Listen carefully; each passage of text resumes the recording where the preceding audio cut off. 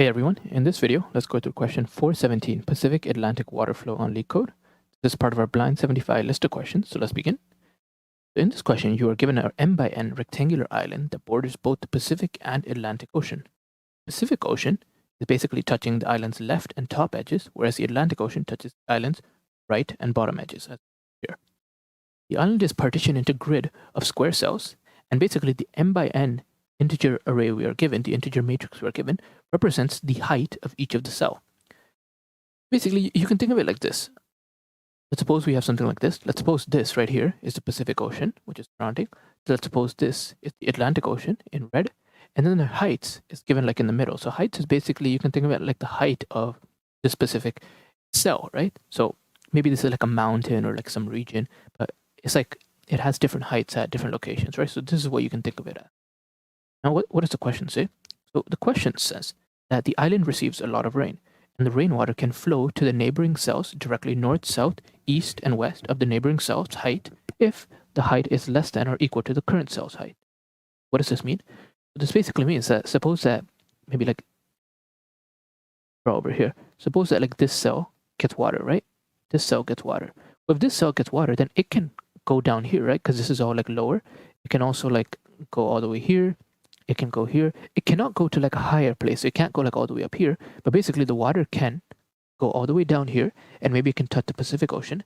Maybe it can go all the way down here and touch the Atlantic Ocean. And here again it touches the Atlantic Ocean, etc. So let's read it again. The island receives a lot of rain, and the rainwater can flow to the neighboring cells directly north, south, east, and west of the neighboring cell's height if it is less than or equal to the current cell's height, and water can flow from any cell adjacent to an ocean into the ocean. Okay, so what does that also mean? It basically means that like if it is over here, if the water like arrives here, it can basically like arrive at the ocean. So what do we want to do in this question? Well, in this question, we want to return the coordinates for any of the cells in which the rainwater can go to both the Atlantic and Pacific Oceans. What does that mean? So if we were to go back, let me erase a lot of this.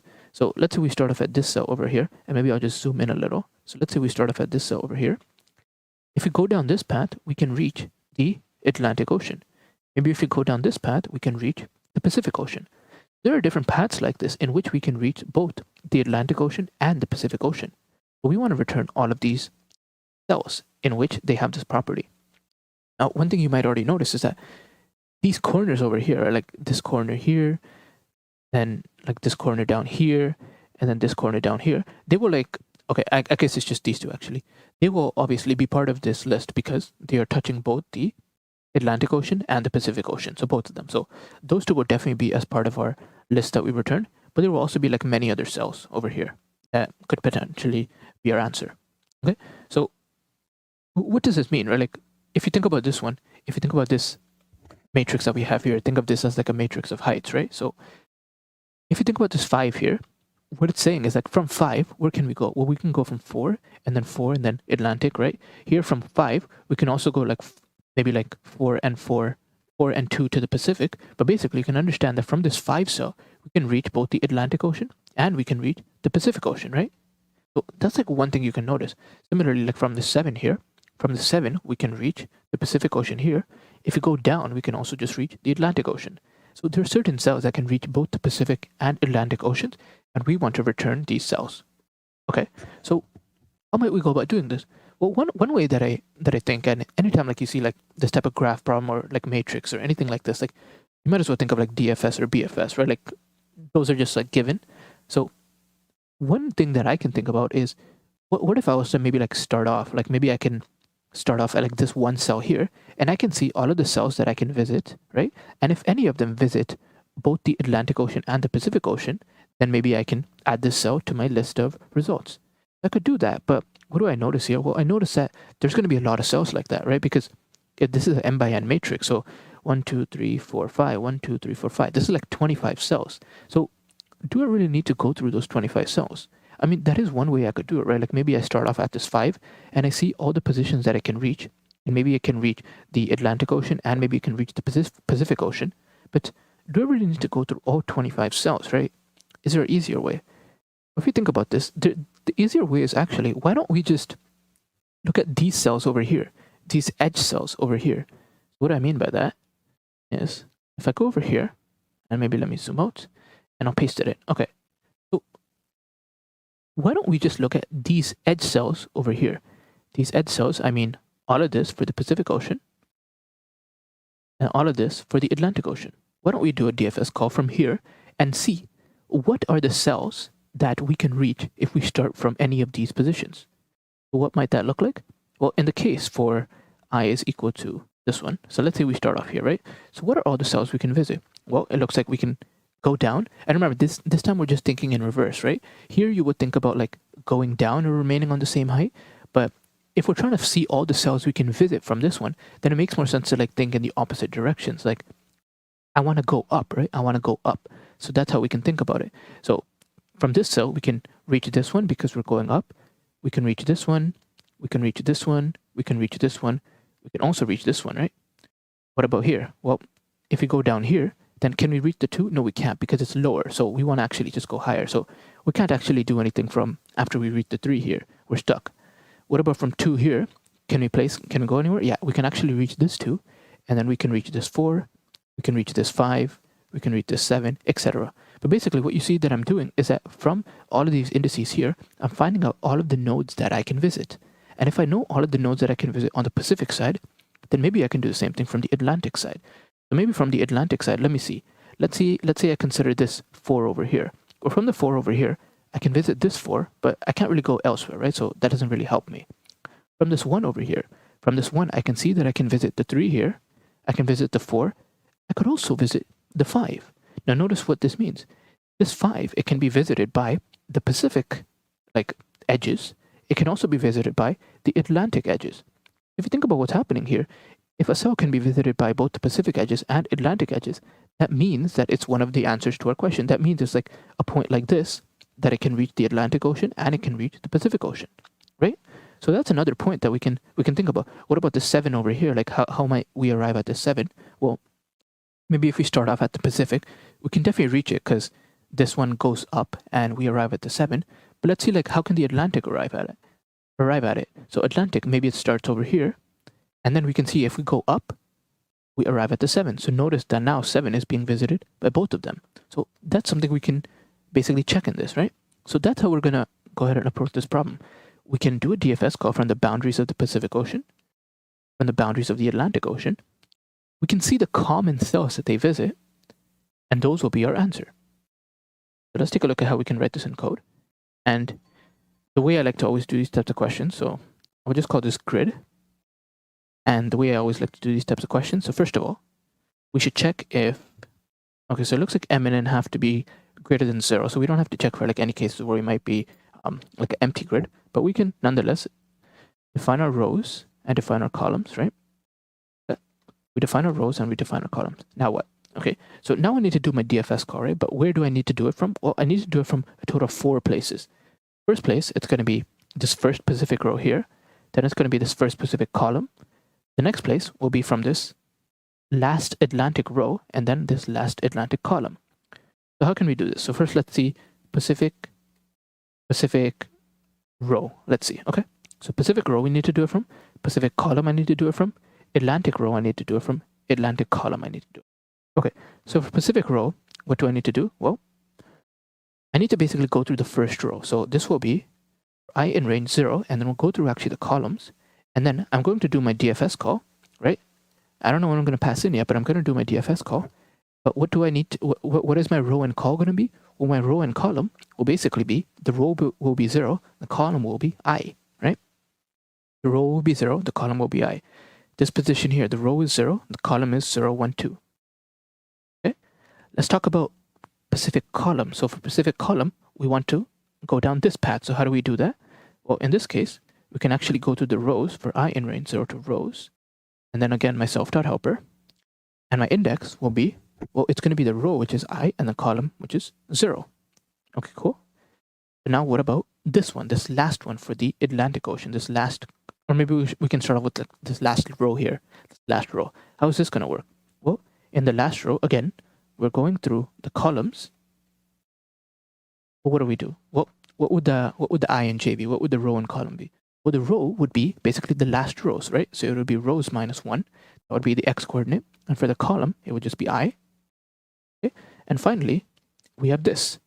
It's the last column. So how do we do this? So in this case, again, we have for I in range 0. We're looping through the rows because we already know our column. And so my self.helper here, what would it be? Well, it would be the row would be varying. So the row would be I. And the column would be essentially the last column. So it would be cols minus 1. Okay, and so after we've done our DFS call here, basically we can aggregate all of the cells that we visited in both of the, like all 4 of these, in both of the oceans actually, and then we can arrive at our answer. So let's take a look at how we might be able to do this. Okay, so what do we need in our DFS call, right? We have helper, we have grid, we need row, we need call. What else do we need? Okay.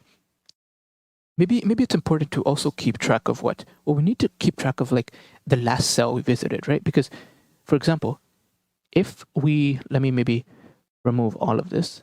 So if we are maybe starting off, let's say we're starting off at this 1 over here, right? How do I know whether I'm allowed to visit this 2 or not? Well, it depends on the height of this, right? And the height of the previous one.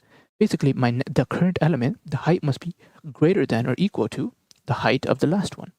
So I need to know like what my last value is. So I'll say something like last val. But what else do I need to know? What else do I need to know? Well, I don't know just yet, but maybe let me start coding and then we can see if we need to know anything else. Okay, so what are some of the things we always do in these types of questions? Well, we want to make sure we don't go out of bounds, right? So in order for us to make sure we don't go out of bounds, we have our general formula that we like to use. The first thing we do is we define the rows and columns again. And this could be passed in, but I like to keep our signature pretty like common, pretty small.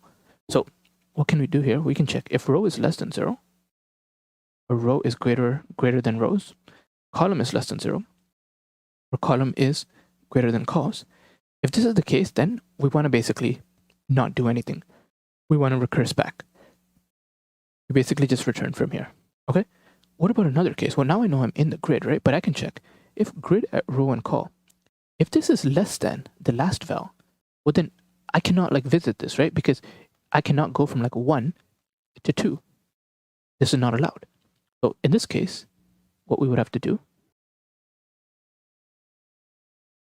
is return. Okay, so that's our second case that we have to return. All right, what else do we have? Well, now I know that I can visit a specific cell, right? Now I know I can visit a specific cell. So why don't I just basically like cache this that I visited this cell? Why don't I store it somewhere that I visited this cell? So maybe I can have like a scene array, right? A scene set. And then what I can do is I can do scene.add, and I want to add row and call, right? But before I do scene.add row and call, it's possible that like, because it's a DFS, we might visit the same cell again, right? And so we don't actually want to do that.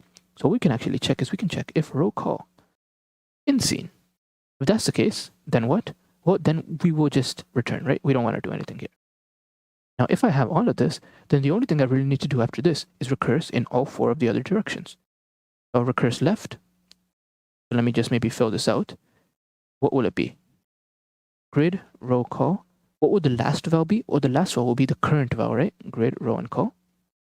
And the scene will remain the same. And we have to do this for all 4 directions. So let's say we want to do left first. In left, the column decreases by 1. If we want to go right, the column increases by 1. If we want to go up, the column decreases, the row decreases by 1. If we want to go down, the row increases by 1. Okay, perfect. So this is our DFS call. So what it will allow me to do is that from this one index here, from this any location here, I'll basically visit all of the cells that I can visit. I'll add them to my scene array or my scene set, and then I will try to visit in all 4 of these directions. So now what we need to do is figure out what to pass here, right? What do we pass inside of this? Okay, so we actually know, first of all, we know grid, we know row here is 0, column here is I. What should the last value be? Well, the last value, if you think about it, when we're just starting off, then we want to make sure this is not false, right? Now, in order for this to be false, this last value, we need to actually make this the smallest value possible, because then this will actually be greater than that. So we will not run into this issue. So I can just do float minus infinity, right? Minus infinity. And then now, what do I need to pass in for scene? For scene, what do I need to pass in? Well, I might just pass in a set here. But if you think about it, this set should be common to basically the Pacific Ocean, right? So I can do something like P set, which means Pacific set. And then I can also do A set, which means Atlantic set. So here I would just pass in P set, which will be the Pacific set. And then here, I will just fill these in. So grid I0, float at minus infinity. And this again will be a P set. I'll fill this in, but here I will pass in the Atlantic set. I float minus infinity, Atlantic set. And same thing here, I will pass in grid I calls -1, float minus infinity, and then the Atlantic set. Okay, so what have we done so far? Let's backtrack and see what we've done so far. So now we're doing a DFS call from this location, this location, this location, and this location. In our DFS call, we are basically populating all of the cells that we can visit in the P set and in the A set. Well, now what do I need to do? Well, now I can basically just take the common ground, right? I can just take the cells that are in both P set and in A set. So now we can basically just do an intersection. So this is kind of just cool Python thing, but basically all I need to do is I can do answer or res is equal to, what would it be equal to? Well, what I need to do is I need to add in, I can do P set intersection A set, right? Of A set. And so what will this return to me? This will actually return to me a set, right? It will actually return to me a set of something like, I don't know, maybe like a 1 and 2, 3 and 4, something like this, right? Now, we can't actually return this as the answer. Our answer, first of all, has to be a list, and it has to be like a list inside. It can't be like a tuple like we have here. So maybe I can call this like temp. And then for my result, what I can do is I can do for item in temp. I'll do res.append list version, because it's going to be a tuple, right? I can do list of item. Then we just return. So let's see if we can run this, or if we run into any errors, because it's quite a big like thing we have to do. So okay, so one thing is row and call. All right, so I realized 2 errors that we made. So first of all, this one was hard to catch, but basically the infinity here should be a negative infinity. The second thing here is that this is wrong, actually. Row should be greater or equal to rows.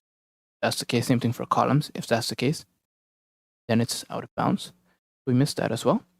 So now if we go ahead and run this, we go ahead and press submit.